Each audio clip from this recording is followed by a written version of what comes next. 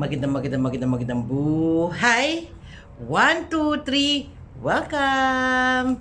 Welcome na naman po sa panabago namang vlog ni Michikoy and good afternoon. So for today's video ay bubuksan na po natin yung napapanood po natin, no? Kung kayo po ay follower ni Ikoy Vlog, makikita nyo po doon na nag-post po siya patungkol po dito sa aking vlog for today. So kung ano po yon, panoorin po natin.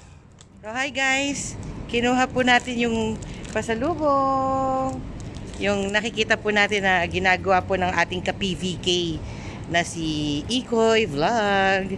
So salamat! Okay, so ito po, no, nagpunta po tayo sa Salmia para kunin na po yung pasalubong po ni Ikoy Vlog. Nila mag-asawa po. So buksan po natin.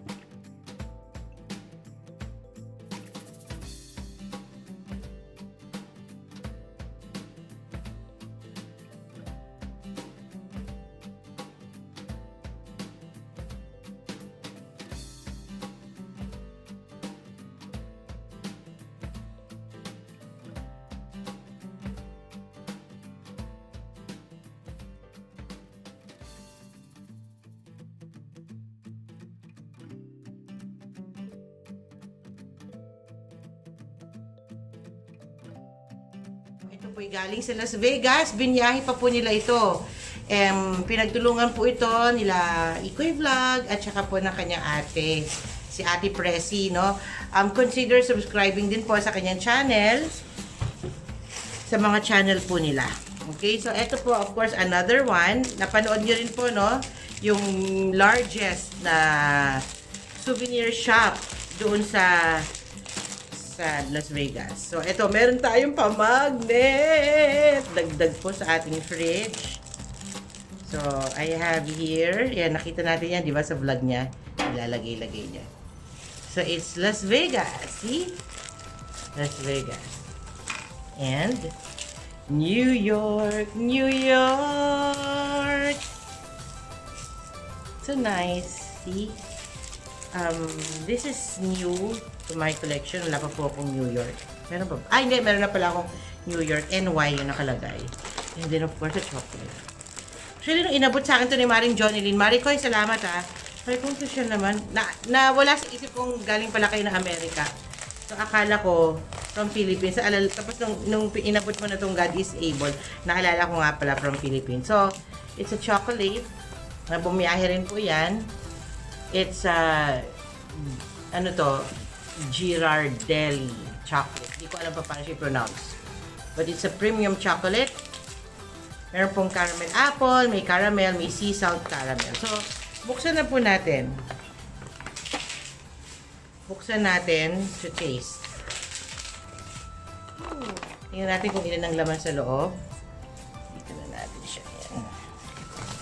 Kung ilan yung kanyang laman.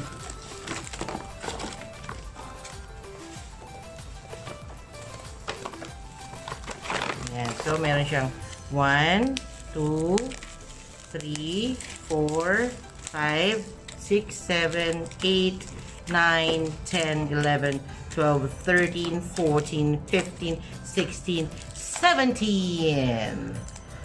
So, itong 17 is sea salt. It's a dark chocolate. So, tikman po natin. Mahilig naman po tayo sa sweets, kaya walang problema kahit tatlo yung flavor na yung titikman natin. See, ang ganda po. Diba? Parang yayamanin. So, tikman natin. Sige na. Yummy. Pwede mo. Yeah. Yummy. Then yung next po, nabubuksan natin ito. Ito, caramel. Caramel apple. Nilig naman po ako talaga sa caramel. Apple caramel na po itong tinitikman natin. Okay naman po siya. Pero parang dun sa dalawang tinikman ko, mas gusto ko po itong sea salt dark chocolate. And last to taste is itong caramel lang po talaga.